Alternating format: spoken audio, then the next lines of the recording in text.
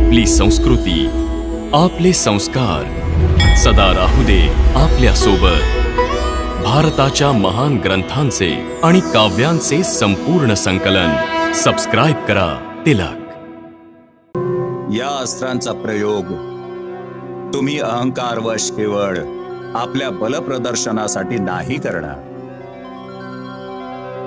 ज्यांचं तुमच्याशी वैर नाहीये त्यांच्यावर तुम्ही प्रहार नाही करणार। जर कुणा आताताई व्यक्तीला कुणा असहाय्य आणि निर्दोष व्यक्तीवर अत्याचार करताना पाहाल तर तिथून पळून जाणार नाही। उलट पक्षी आपल्या प्राणांची पर्वा न करता त्या आताताई व्यक्तीचा अंत अवश्य करा।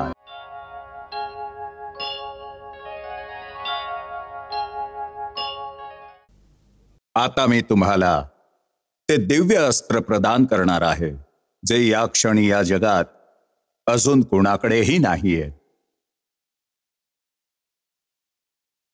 ही सारी अस्त्र इच्छेनुसार रूप धारण करणारी, शक्तिमान आणि परमउदार आहेत। मंत्राद्वारे आवाहन केल्यावर ती बाणाच्या टोकावर स्थित होऊन शत्रूवर आक्रमण करतात आणि या अस्त्रांद्वारे तुम्ही देवता, असुर, गंधर्व, नाग आदी समस्त जीवांवर विजय मिळवू शकता।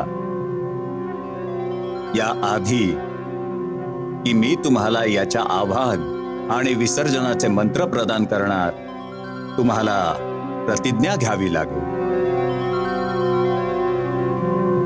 या अस्त्रांचा प्रयोग तुम्ही अहंकारवश केवळ आपल्या बलप्रदर्शनासाठी नाही करणार। ज्यांचं तुमच्याशी वैर नाहीये त्यांच्यावर तुम्ही प्रहार नाही करणार। जर कुणा आताताई व्यक्तीला कुणा असहाय्य आणि निर्दोष व्यक्तीवर अत्याचार करताना पाहाल तर तिथून पळून जाणार नाही। उलट पक्षी आपल्या प्राणांची पर्वा न करता त्या आताताई व्यक्तीचा अंत अवश्य करा।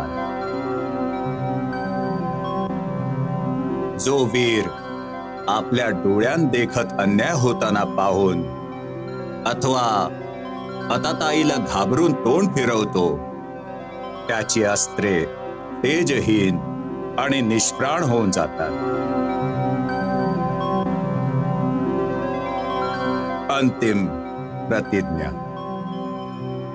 जो आपल्या समूहापासून वेगळा होऊन एकटा असहाय्य झाला असेल, ज्याच्या वंशात मागे पुढे कोणीही नसेल, म्हणजेच ज्याचा पिता नसेल आणि पुत्रही नसेल, वीर पुरुष अशा व्यक्तीचा वध नाही करत, कारण हे पाप आहे।